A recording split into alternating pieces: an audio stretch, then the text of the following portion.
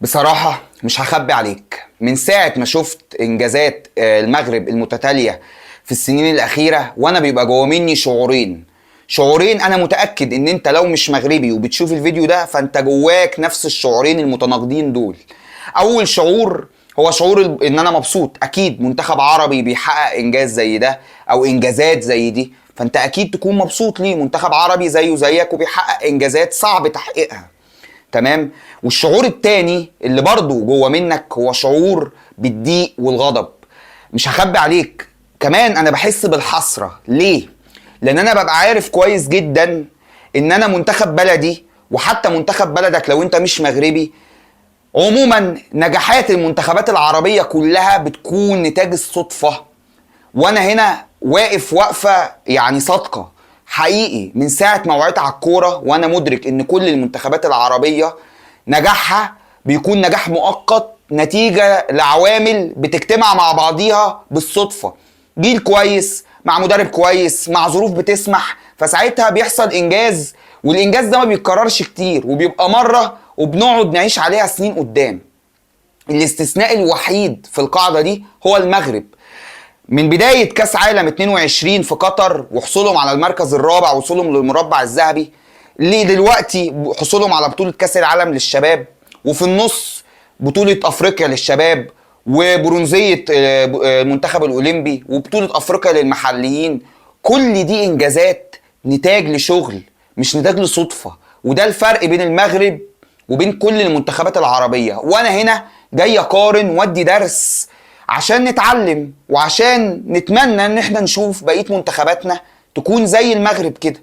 هقارن لك مقارنة سريعة بين المغرب في مستوى يعني في كل المستويات حرفيا، من بداية للمحترفين للأكاديميات للشغل على المدربين، وهنعرف ليه المغرب بتحقق كل الإنجازات دي. أول فرق بيننا وما بين المغرب هو الاحتراف واللاعيبة المحترفين.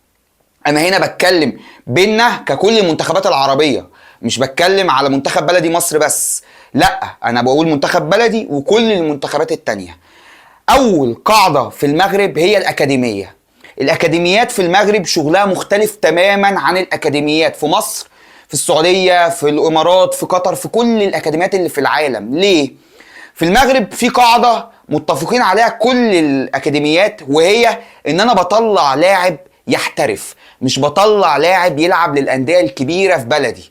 وده الفرق الجوهري بين المغرب وبين كل المنتخبات العربية. هجيب لك هنا مثالين لفرق او يعني لبلدين عربيين هما مصر والسعودية.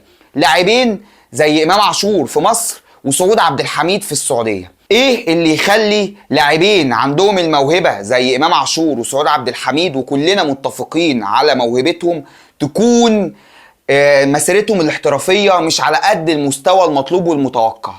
ها، ايه العامل المشترك بين الاتنين دول؟ هو عامل واحد بس، ان اللعيبة دي لعبت لأندية كبيرة في بلدها. وعلى عكس اللي بيحصل في المغرب مش بتطلع لعيبة من الأكاديميات تلعب في الرجاء وتلعب في الوداد والكلام ده، لا بيطلع على طول من بره. طب هو ايه الفرق بين اللاعب المحترف اللي بيحترف بره لما يكون جاي من فريق كبير واللعيب اللي بيكون طالع من أكاديمية ومغمور ومحدش عارفه؟ الفرق ببساطة ان امام عاشور وسعود عبد الحميد دايما في بالهم وهم خارجين يحترفوا ان انا لو فشلت في خطة بديلة، في ان انا هرجع بلدي لفريقي اللي انا هيكون اكبر فريق في بلدي وهيكون فريق هيلمعني وهيخليني نجم، وهلعب في منتخب بلدي وهكون مشهور ومعروف وهيتشاور عليا وهبقى نجم في بلدي. ودي الحاجة اللي مش بتكون موجودة عند اللعيب المغربي المغمور اللي بيطلع على أكاديمية بره على طول. ده أول فرق. اللعيب المغربي هو مدرك تماما إن أنا مش هرجع ألعب أصلا في الوداد والرجاء، ده مش أوبشن موجود. أنا يا إما هحترف وهكون بلعب في مستويات عليا، يا إما هفضل ألعب في أكاديميات مغمورة وفرق مغمورة في الدوريات البلجيكية والهولندية ودوريات الدرجة التانية والكلام ده. لكن اللعيب اللي انت بتخرجه من فريق كبير زي الهلال، زي الاتحاد، زي النصر، زي برضو الاهلي والزمالك، اللعيب ده هو عموما خارج بيضحي بايه؟ بيضحي بالنجوميه اللي شافها في بلده، بيضحي بالشهرة اللي خدها والفريق الكبير اللي هو فيه. وخلينا متفقين، مفيش اي نادي كبير على مستوى اي دولة عربية بيكون عايز يخرج لعيب محترف. ليه؟ لانه اصلا انا مش هدفي ان اخرج لعيبة تحترف. اللعيبة اللي بتحترف دي مسؤولية المنتخبات، ومن هنا بيجي شغل المنتخبات، ومن هنا بيجي شغل الاتحادات اللي بتطلع لعيبة تحترف في الأكاديمية على طول. ده الفرق. انا هنا بتكلم كمان في حته ان مثلا اكاديميه زي اكاديميه محمد السادس اللي موجوده في المغرب، هي مش بس اكاديميه هي الوحيده اللي شغاله مثلا، لا دي بتاخد شغل اكاديميات تانية موجوده في المغرب، وفي المقابل الاكاديميات دي بتطلع بفلوس وبيكون عندها فرصه استثماريه كبيره انها تاخد حق الرعايه كمان. وبالتالي اللعيب اللي بيطلع ده بيكون مكسب لبلده على مستوى الاستثمار وكمان على مستوى الفني، لانه بيكون لاعب خارج من المغرب، لاعب محترف. زي هداف البطولة دلوقتي، هداف المغرب هو حرفيا لاعب خارج من أكاديمية محمد السادس. ولاعيبة كتيرة جدا، 6 لعيبة كمان بدون ذكر اسماء، يعني مش متذكر اسمائهم. لكن هنا ده جزء من النجاح. هتقول لي يا مروان طيب في حاجة تانية، اغلب اللعيبه دي اصلا اللي موجوده كمان لعيبه لعبت بره، لعيبه اصلا اجانب، لعيبه ما نشأتش في المغرب. هقول لك ده برضه في حد ذاته نجاح، انك تقنع اللعيب اللي ما ترباش في المغرب ومش مولود في المغرب انه يمثل منتخب المغرب. وهنا انا هقارن بين منتخب المغرب ومنتخب مصر. في لعيب عندنا في مصر اسمه هيثم حسن، لعيب ريال اوفيدو، وهو لاعب دلوقتي من اعلى اللاعبين في اسبانيا مراوغة، يعني على مستوى المراوغات هو لعيب كبير يعني دلوقتي. يعني مش لعيب طبعا بموهبة صلاح ولا الكلام ده، لكن لعيب ينفع يلعب في منتخب. اللاعب ده عليه موجة من الغضب وحملة إعلامية كبيرة جدا من الإعلاميين المصريين والمسؤولين. ليه؟ لمجرد إن حطك في مقارنة مع تونس ومع منتخبات تانية كان ممكن يمثلها، لأن اللاعب ده كان ممكن يمثل فرنسا لأنه مولود في فرنسا، وكان ممكن يمثل أسبانيا لأنه لعب في أسبانيا فترة كبيرة جدا. وهنا نيجي بقى للعقلية، عقلية المسؤول المصري اللي مقتنع ان اللاعب اللي جاي لك من بره ده ما ترباش في مصر ولا شرب من نيلها ولا جرب يغني لها، منتظر منه يجي لك لحد عندك في الطيارة ويرفع لك يقول لك بلادي بلادي ويجي لك ويلعب. لا طبعا انت لازم ترسل له وفد ويبدأ مناقشة كأنك بتفاوض لعيب.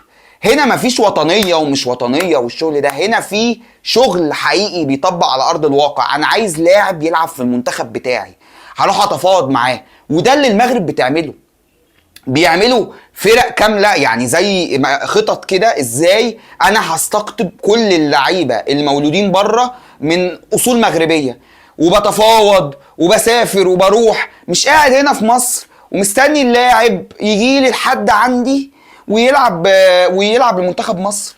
انا هنا بديك مثال يعني واضح ومقارنة بين منتخب عايز يحقق انجاز ومنتخب تاني مسؤولينه مش مهتمين، يعني عادي، يعني ايه اللي فيها. ومن هنا بنيجي يعني لواحد من اكتر الفروق الجوهرية، هو اصلا عقلية اللاعب وعقلية المسؤول. هنا احنا خلصنا شق، انا هنا بتكلم على اللعيبة. نيجي بقى للمنظومة، شغل المدربين. اول حاجة المدرب اللي بيجي يدرب في منتخبات العربية هو بيجي نتاج يعني فترة البحث القصيرة اللي بندور فيها على مدرب لمنتخبنا. انا هنا بتكلم على كل المنتخبات العربية. يعني مدرب جه وفشل، عايزين بقى مدرب تاني، نقعد بقى ندور 2-3 شهور كده نجيب مدرب يشتغل شغل تاني خالص ملوش دعوة بالمدرب اللي قبل منه، ويجي مدرب تاني يشتغل شغل تاني ملوش دعوة بالمدرب اللي قبل منه، وهكذا. وكل بقى المنتخبات، قيس على كده كل المنتخبات، بتكلم على الفئات العمريه المختلفه، يعني مش بس منتخب الكبير، لا منتخب الشباب والمنتخب الاولمبي ومنتخب المحليين، كل مدرب في وادي. في المغرب مفيش كده.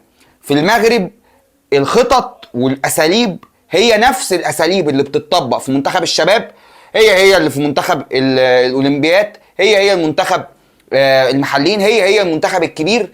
كله بيلعب بنفس الاسلوب، عندنا سيستم وماشيين عليه. مين منتخب عربي تاني غير المغرب عنده نفس الاسلوب ده؟ مش هتلاقي. فده اول كمان نقطة، انت كمان عندك لعيب بيطلع متأسس صح.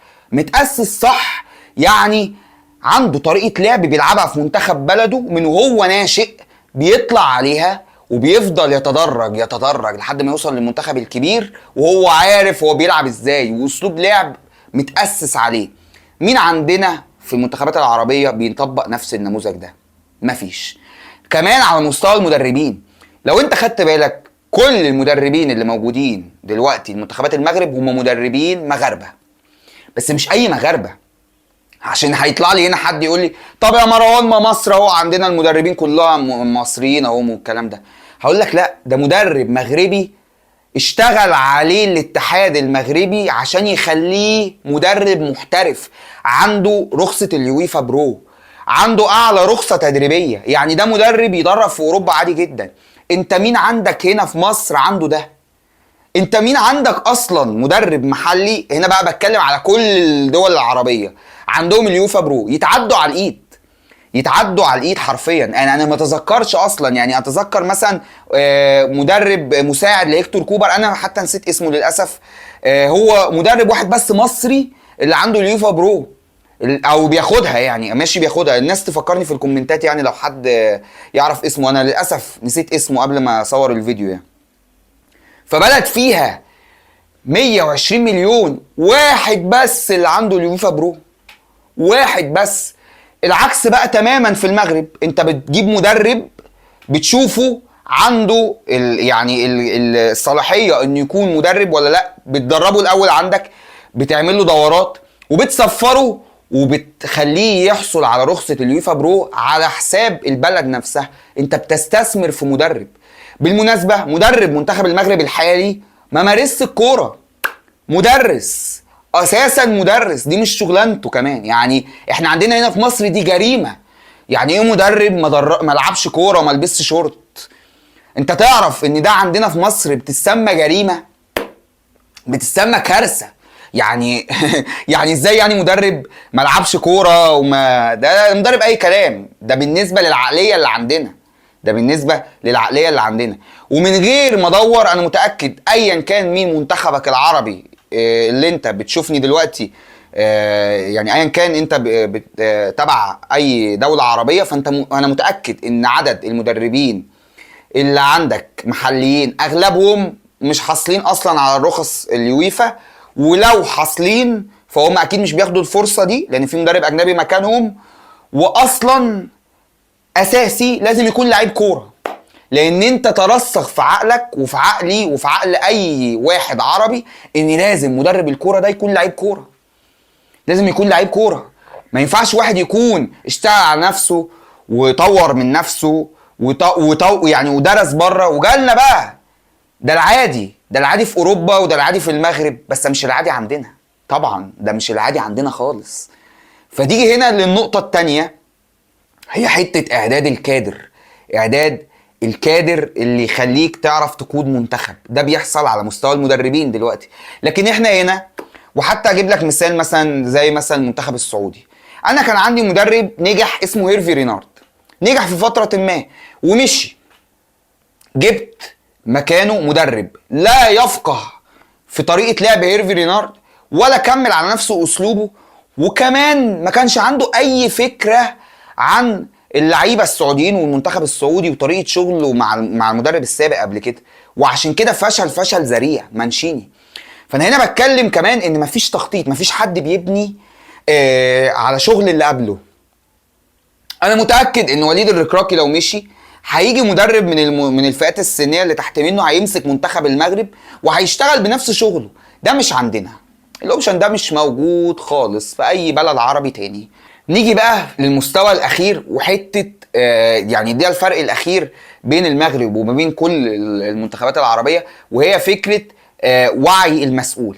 انا هنا بتكلم عن المغرب وبقيه المنتخبات، باكد تاني بما فيهم منتخب بلدي. المسؤول المغربي هو مدرك تماما لحجم المشروع اللي بلده داخله عليه عشان تنظم كاس عالم 2030، وان هو عايز يكون منتخب بلده بيأدي افضل اداء في الوقت ده ويقدم مستوى كويس. وده اللي بان في كلمة فوزي لقجع مع المنتخب المغربي قبل بطولة افريقيا. اتذكر كانت بطولة افريقيا للشباب، لما كان بيتكلم وبيقول لهم كده بالنص انتم هتكونوا النواة اللي هنبدأ بيها منتخب كبير في 2030. وده فرق كبير جدا بين منتخبات عايشة على اللحظة، والسنة دي غير السنة اللي بعديها، والمدرب ده السنة دي ممكن يمشي ونجيب مدرب تاني، ومنتخب تاني بيبني من دلوقتي ل 2030. احنا في 2025، والمشروع المغربي ده بدأ من قبل كده بكتير كمان، يعني بدأ من 2010 او 2012 حاجة زي كده، يعني انا متذكره كمان. فده فرق كبير جدا بين اللي بيخطط على مستوى بعيد وفترة طويلة واللي عايش على اللحظة. وانا هنا مش بهاجم اي منتخب بعينه، انا بتكلم يعني انا هتكلم عن بلدي قبل اي حاجة. احنا عايشين على اللحظة، عندنا مدرب اسمه أسامة نبيه جه يخطط لكاس العالم للشباب اللي نفس المغرب كانت بتلعبه ده. لما جه يجيب لعيبه، جاب لعيبه على اساس ايه؟ انا بتكلم بمنتهى الامانه، جاب لعيبه على اساس الواسطه. الواسطه قائمه لاعبين هو يعني ما اختارهمش اساسا، دي لعيبه اتملت عليه كده، ابناء عاملين، ابناء عاملين، ابن اللاعب السابق الفلاني وابن اللاعب السابق الفلاني وابن المسؤول الفلاني اهو. شوفوا بمنتهى الامانه. طيب اللعيبه اللي على مستوى الكفاءه واللعيبه اللي تعرف تلعب ما اختارش منهم غير لاعبين. هتقول لي يعني ايه يا مروان؟ هقول لك ان في فريق اسمه الاتحاد السكندري حاصل على بطوله الناشئين، دوري الناشئين اخر سنتين، وما اتهزمش على ارضه اخر 3 سنين غير مباراه واحده بس.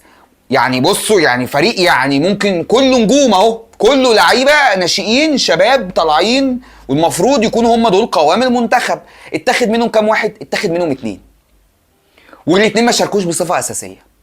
انا هنا مش بهاجم كابتن اسامه نبيه بشكل شخصي، لان انا فاهم كويس جدا ان هو الحلقه الضعيفه، هو اخر طرف الخيط، هو طرف الخيط، مش هو المسؤول مسؤوليه تامه عن الاخفاق ده.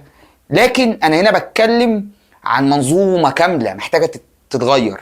وشوف انا بتكلم عن مثال اهو في بلدي، وانت تقدر تسقط على بلدك وتشوف الفرق بين المغرب وما بين اتحاد بلدك ايا كان مين الاتحاد.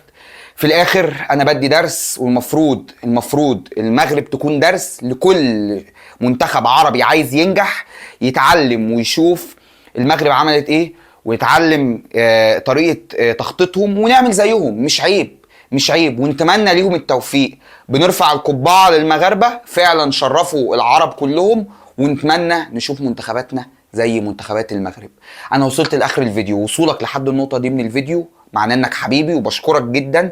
ما تنساش لو عجبك الفيديو تضغط لايك للفيديو ده، تشترك في القناة عشان توصلك كل فيديوهات القناة اول باول. ومحتاج رأيك، هل انت شايف ان انا اتكلم في الكرة عموما؟ يعني بما ان الفيديو ده بعيد شوية عن محتوى الكرة السعودية اللي بتكلم فيه دايما، لكن حبيت ان افضفض. فانت شايف ان احنا ممكن نتكلم عن محتوى تاني غير الكرة السعودية؟ تديني اقتراحات، يعني ممكن نتكلم عن الدوري الانجليزي مثلا، وتقول لي رايك. لو انت مثلا بتشجع فريق في الدوري الانجليزي برضه احب اعرف.